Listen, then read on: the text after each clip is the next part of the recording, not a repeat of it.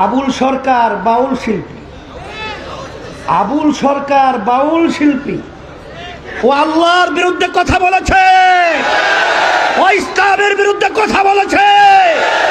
আর তার পক্ষে আজকে বাংলাদেশের ভিতরে বিএনপির মহাসচিব কথা বলছে। আমরা ধিক্কার জানাই, আমরা প্রত্যাখ্যান করছি। সাথে সাথে আপনারা দেখেছেন ওরে পেরের সচিব, এত বড় সাহস, টাকা কামাই করি আমরা, আর বাংলাদেশে সেই ফান্ডের ভিতরে রাজস্ব টাকা জমা করি আমরা। আর আজকে আল্লাহর বিরুদ্ধে যখন কথা বলেছে, বাংলাদেশের কলেমা মুসলমান যখন এর বিরুদ্ধে অবস্থান তৈরি করেছে, পেরের সচিব নাকি বক্তব্য রাখে যে তাদেরকে অ্যারেস্ট করার জন্যে।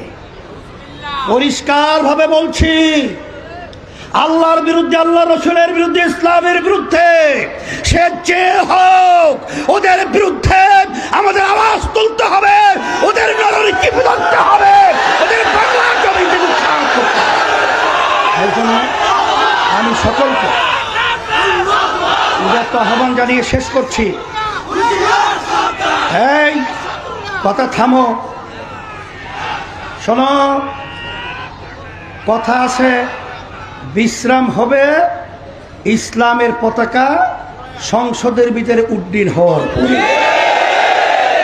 এর আগে কোনো বিশ্রাম নাই, এর আগে কোনো বিশ্রাম নেই, এর আগে কোনো বিশ্রাম নাই, হবে না, হবে না বিশ্রাম।